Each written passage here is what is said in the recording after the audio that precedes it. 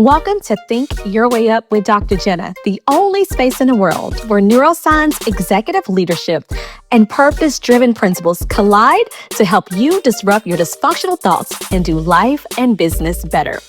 I'm Dr. Jinneh, the friend in your head who will challenge you each week to evict your mental chatter, eliminate your yo-yo thinking, and help you attain the clarity and tools to think up. So let's disrupt the mental chatter together because your next breakthrough starts now. Welcome to Think Your Way Up. Hey, Think Up friend. Welcome to another episode of Think Your Way Up with Dr. Jinneh, where we break through mental barriers, disrupt dysfunctional thinking, and elevate our mindset for next level success. Today, we're talking about something that impacts every aspect of our life. It starts with a C and it ends with an E. It's called confidence. One of the questions that I'm often asked is, Dr. J, how do you walk into any room and own it? How do you take up space? How do you show up in spaces where you feel unqualified, overlooked, or even doubted? So if you have ever in your life, at any point, anytime, have struggled with feeling unqualified, with doubting if you belong, and feel like you got to shrink in certain environments, then today I'm talking to you. I want to break down both the science and the art of building confidence in any room. So let me just disrupt your mind right off the jump. Confidence is not a feeling, it is a skill. In fact, I believe that it's actually a muscle, meaning we all have it, but depending on the level or magnitude of our confidence depends on how often and how frequently we use it. So let me give you a physical example of that. We all have calf muscles. Every single one of us, if we have legs, if we've been blessed with legs, we all have a calf muscle.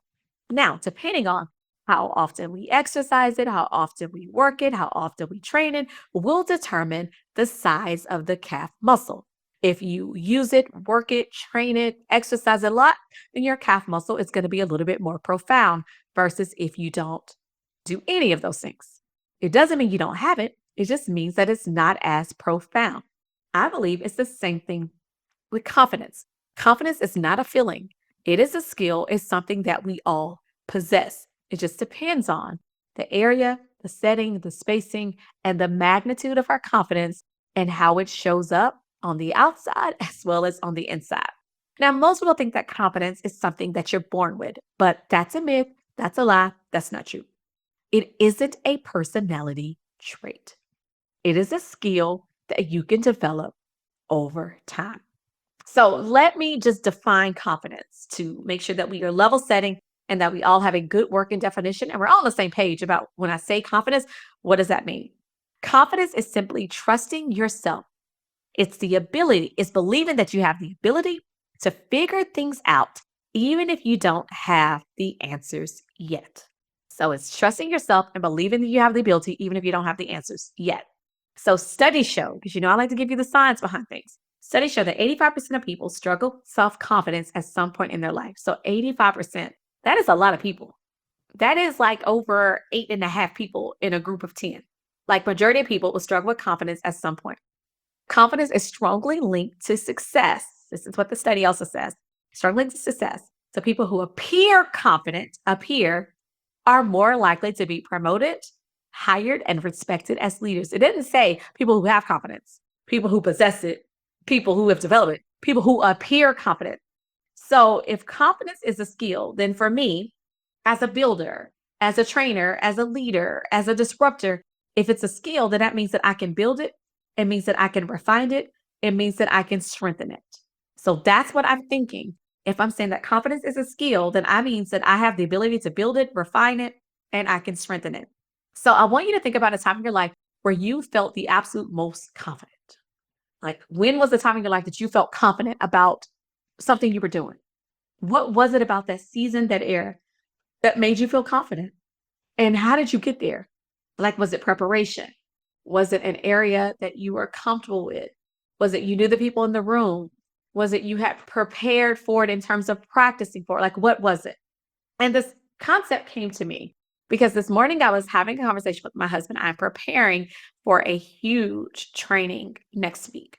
And I was having a conversation. And I made the statement that even on my worst day, I can out facilitate, out train, outspeak anybody on my worst day. Now, I know that may sound a little bit arrogant, and I probably wouldn't publicly put this out, but we friends, we family, you're here in the master class with me. So I'm sharing it. But I meant that. And it wasn't coming from a place of arrogance. It wasn't coming from a place of like, of this, I don't even know the word for it, this elevated concept of me, this heightened belief of self. But I relieved it, not because I'm great and I'm the greatest speaker, trainer, facilitator, because I'm not, but because I know my heart, I know my passion, and I know the preparation I'm going to put into it. That even on my worst day, I can still out train, outspeak, out facilitate anybody because I'm going to prepare for it. And I believe that when we talk about confidence, that's a piece that's often missing. Like we talk about how do you show up and how do you own the space that you're in. I come into spaces because I'm prepared to be in those spaces. Number one, I know that if I'm in the space, then I didn't typically ask to be in the space. I didn't buy my way in the space. I didn't beg my way in the space. I didn't barter my way in the space. I know that God sent me in that space. I know that I'm on assignment. There's a mission. So God put me in that space because there's something in me that he believes that I can bring to that space. So I think for me, it goes back to that belief of like knowing that I didn't ask for any of this. God put me in this space. So if God put me in it, I don't have to perform. I don't have to be somebody that I'm not. I just have to show up as me. And that belief system is the game changer. That belief system is the thing that eradicates this falsehood of imposter syndrome. That belief system is what makes self doubt and overthinking invisible. It makes it evaporate because I know that any space that I'm in, God put me in that space. He called my name. He negotiated on my behalf, and I'm there because God said I belong. So I think number one, that belief system. But I think the second thing, and this part is the one that I was going with first, that's often overlooked, is that competence. Like when you think about confidence, confidence is linked to competence, and confidence comes from preparation. It isn't about faking it because we can't fake it. I can't fake it. People that look like me can't fake it. Let's just be clear. People that come from where I come from can't fake it. We are expected to be on top of our game. We are expected to be great. We are expected to deliver incredible results. So I can't fake it.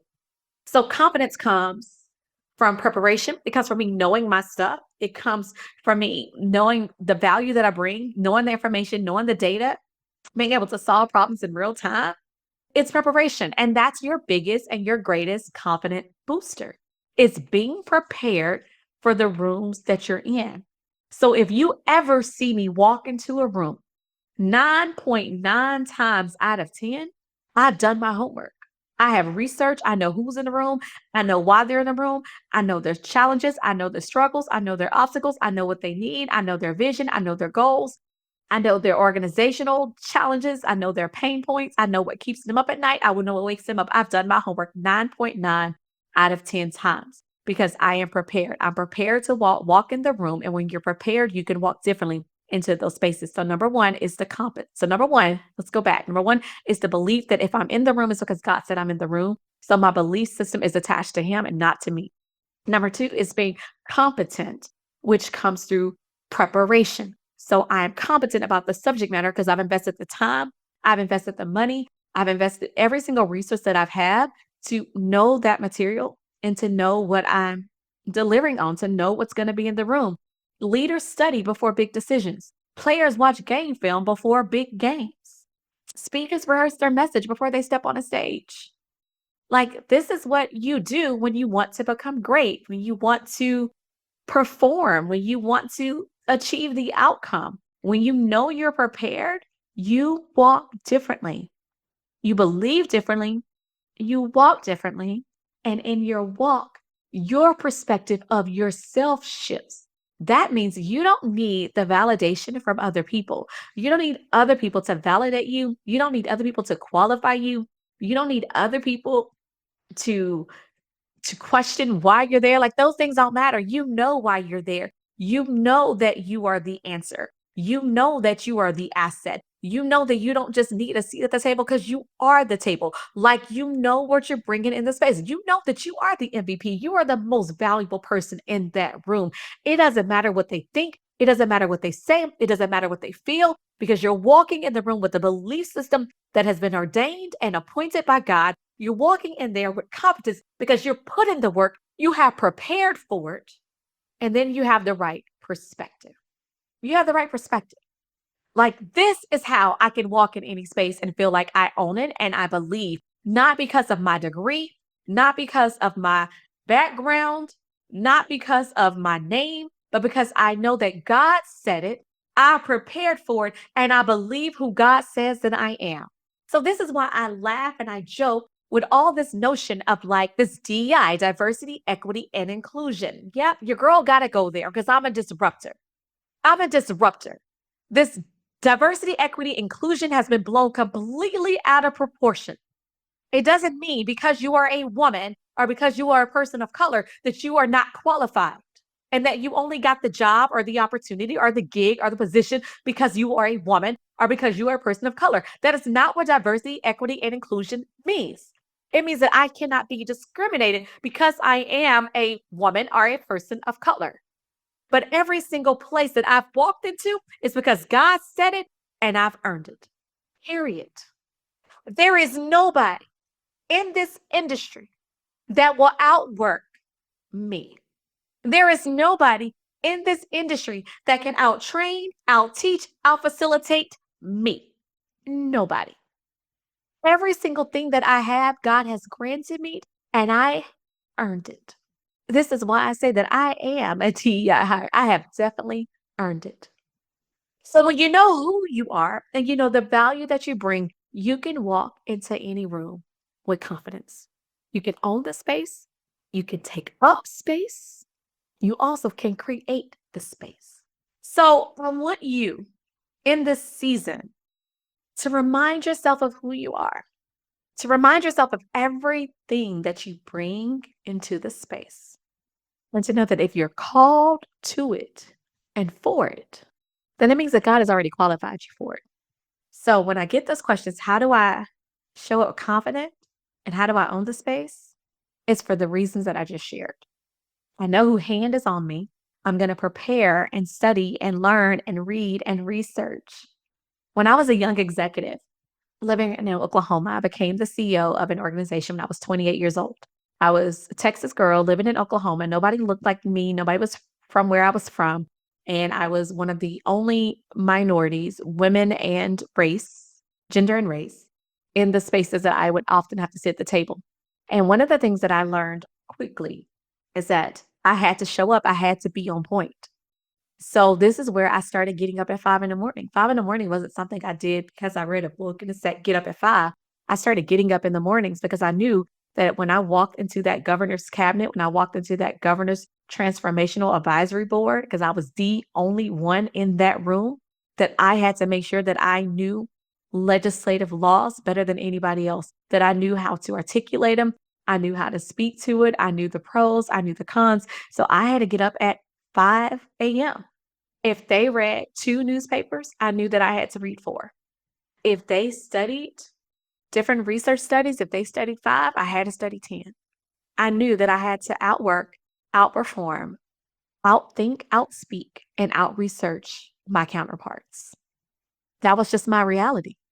And because I had built this muscle of preparation and always showing up and always being ready and always excelling, it was a natural transition for me. And this is something that my mom really instilled in me is that you got to win. In fact, she called me Jinneh the winner. She said, everything you do, you got to win and you will win. You are a winner. And that was really in my DNA of having someone that could speak, of, of having what I called borrowed belief, that even when you don't believe it, there's people around you that can believe it for you. Like I need to do a whole different episode on borrowed belief and how that translates into confidence. But it was my mom that first spoke it into me and over me and into my life, where I borrowed that belief and I knew that I was a winner. And then it was from me identifying my strengths and skills. Like I was a schoolgirl. Like I love to learn. I love to excel. I love to make good grades. Like I felt I felt accomplished. Like when I could do well, when I would make a good grade on a test. So for me, it was like if you want to make a good grade on test, you study. The more you study, the higher the grade would be. So I connected the outcome and my output of what I was doing to my input. So having a mother that believed in you and would speak those things over you, you seeing the direct correlation between your input and your output, and then you telling yourself, if I want more of this, I do more of it. I stick with it, I be consistent. And then seeing how that translated to everything that I did, and seeing how if I show up as me, I don't have to pretend, I don't have to be somebody that I'm not. Like I can just show up as me, and being me is enough. That gave me a sense of confidence and then being prepared. So, how do you show up? Confident? That belief in God, believe in who God says you are, being prepared when you walk into those rooms. Prepare, prepare, prepare. Because at the end of the day, nobody can take your knowledge away. Nobody can take your information away. Nobody can take your intellect away. Nobody can take the analytical, the logical side of you, your competence. No one can take that. And then you knowing who you are. But I'm going to come back and I'm going to do another episode where I'm going to talk about borrowed belief, because there are times and seasons in our life where we need to borrow the belief and we need to ride on the faith of somebody else. And we also have to position ourselves to do that. But then I'm also, because I want to make this super practical for you, I'm going to come back and I'm going to give you some ways that you can show up confident, even when on the inside, you're like, what am I doing? How am I even here? I'm going to give you some practical things, from the body positioning to posture, smile, to the pacing of your voice. And I'll give you some spiritual references to it, because it's biblical, y'all. And I'll give you some scientific references to it, because I want to make sure that I'm marrying both worlds, because that's the world that I live in. I'm a spiritual girl. I'm a God girl. I'm a Bible girl. And I'm also a scientist. I study the science of people and how people move and how people think. And I want to make sure that I'm positioning you and I'm setting you up well. So those are my action items: borrow belief, and then the practical side of like, how do you own the space that you're in, even when the emotions on the inside are telling you that you don't. All right. So if this was helpful to you, if you like this, y'all share this, give me a rating, rate a 5, subscribe, tag a friend, tag me. I want to make sure that I am giving you value and that I'm serving you well, no matter the season that you're in. Whether you are a leader of a team, whether you are a mom, a dad, just trying to make it every single day, whether you're an entrepreneur and you're questioning, or maybe you're even thriving in entrepreneurship, wherever you are, I want to meet you in that space and I want to serve you well. I want to help you. I believe in you. I want you to win, because when you win, baby, I win. That's how we all do it. This is how it all works. So you let me know if this was helpful. Let me know if there's other topics you want.